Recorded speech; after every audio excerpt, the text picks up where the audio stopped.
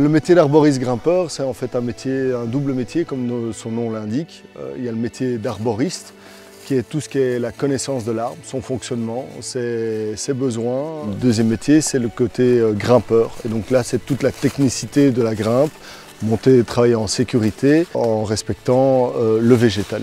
C'est un métier qui a pour objectif de trouver le compromis entre la viabilité de l'arbre et les contraintes qu'on lui apporte. C'est un travail qui est principalement urbain et on doit trouver la solution entre les exigences. Donc on va souvent retrouver des contraintes, des habitations, une piscine, une cabane, une voirie, etc.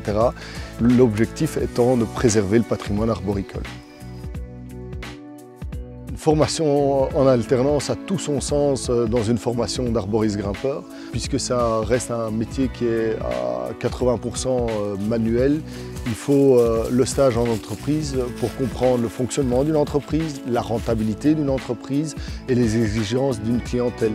La situation du secteur, c'est un métier où il y a un roulement au niveau de la main-d'œuvre, puisque c'est un métier exigeant, mais c'est un métier où il y a du travail, où il y a de la place pour tout le monde.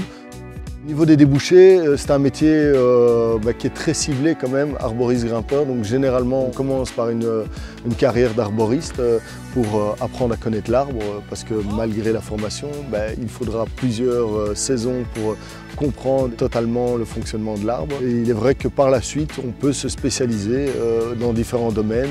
Il y a des arboristes qui se spécialisent dans le démontage, d'autres dans la taille, d'autres dans le diagnostic, d'autres pourquoi pas dans la plantation d'arbres, mais ce restera un métier qui se tourne autour de l'arbre et pour l'arbre. La formation en alternance au sein de l'EFP permet vraiment d'avoir une approche assez théorique d'un côté, que ce soit au niveau de la physiologie, de la biologie de l'arbre, tout ce qui est connaissance des maladies, de la reconnaissance, etc. Mais également toute une partie théorique sur les aspects de la sécurité qui sont liés au métier. Et puis d'un côté, on a vraiment la partie en entreprise qui représente une grande partie du temps, où en fait ça nous permet vraiment de mettre en pratique ce qu'on apprend au sein de la formation. C'est la meilleure manière d'apprendre le métier, c'est de le pratiquer au quotidien.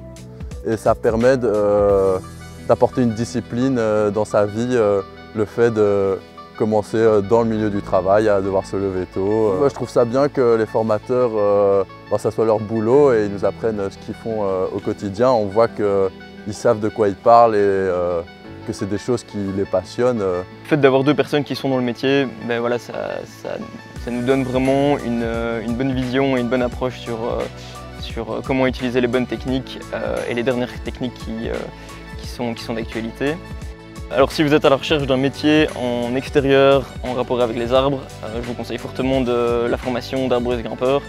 Voilà, elle vous permet d'avoir vraiment une connaissance assez géniale sur les arbres, sur comment les entretenir dans le respect de l'arbre.